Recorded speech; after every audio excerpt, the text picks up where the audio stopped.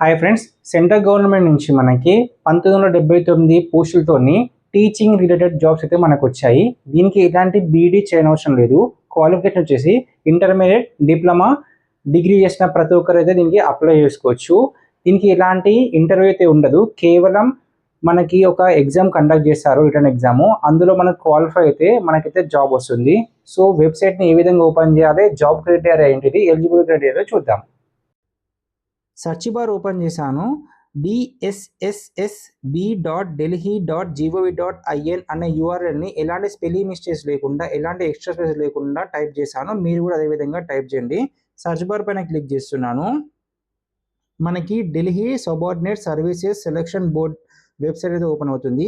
ఇక్కడ మనకు చూడండి వాట్ న్యూ కింద ఇక్కడ స్క్రోల్ అవుతుంది కదా, సో దానిపైన క్లిక్ చేయండి. క్లిక్ చేస్తే ఇక్కడ చూడండి మనకి ఇక్కడ వేకెన్సీ నోటీస్ కనబడుతుంది కదా, అడ్వర్టైజ్మెంట్ నెంబర్ 03/2026. ఈ నోటిఫికేషన్ మనం ఓపెన్ చేయాలి. ఇందులో మనకు చాలా రకాల నోటిఫికేషన్ ఉన్నాయి. అందులో మాత్రం 03/2026 నోటిఫికేషన్ మాత్రమే మీరు క్లిక్ చేయండి. ఇక్కడ డౌన్లోడ్ పైన క్లిక్ చేస్తున్నా మనకైతే నోటిఫికేషన్ ఓపెన్ అవుతుంది. ఈ నోటిఫికేషన్ వచ్చేసి మనకి Delhi subordinate services selection board నుంచి అయితే మనకి నోటిఫికేషన్ వచ్చింది. ఈ జాబ్స్ అన్ని group C and group B jobs అండి. ఇందులో మనకి 1979 జాబ్స్ ఉన్నాయి. ఇవన్నీ మనకు క్యాస్ట్ వైజ్గా, కేటగిరీ వైజ్గా డివైడ్ చేశారు. ఇందులో మనకు చాలా రకాల జాబ్స్ ఉన్నాయి. ఫర్ ఎగ్జాంపుల్ ఇక్కడ చూడండి, జూనియర్ సైంటిఫిక్ అసిస్టెంట్ బయాలజీ, ఈ విధంగా చాలా రకాల మనకు పోస్టులు ఉన్నాయి. ఇవన్నీ కేటగిరీ వైజ్గా మనకు డివైడ్ చేశారు.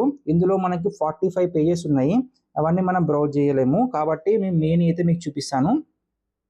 కొంచెం కిందికి స్క్రోల్ చేయండి, మీకు ఏజ్ క్రైటీరియా గురించి మీకు ఎక్స్ప్లెయిన్ చేస్తాను. ఇక్కడ చూడండి మనకి ఇక్కడ ఎలిజిబిలిటీ వచ్చేసి ఇండియన్ సిటిజన్ అయితే కంపల్సరీ అయి ఉండాలి.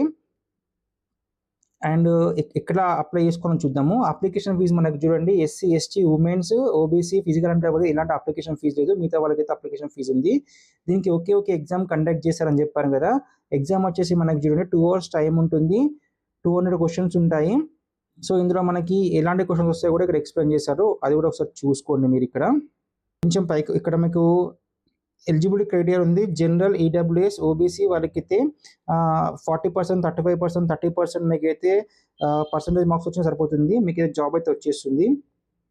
ఇక్కడ ఏజ్ క్రైటీరియా చూడండి, 18 నుంచి 27 years అయితే ఉండాలి. ఎస్సీ, ఎస్టీ, ఓబీసీ, ఫిజికల్ అనేది కొంచెం ఏజ్ రిడక్షన్ కూడా ఉంది, అది కూడా చూసుకోండి. సో ఇదంతా మీరు కరెక్ట్గా బ్రౌజ్ చేయండి. బ్రౌజ్ చేసి మీరు కరెక్ట్గా చూసుకొని ఎలిజిబుల్ అయితే మీరు దీనికి అప్లై చేసుకోండి.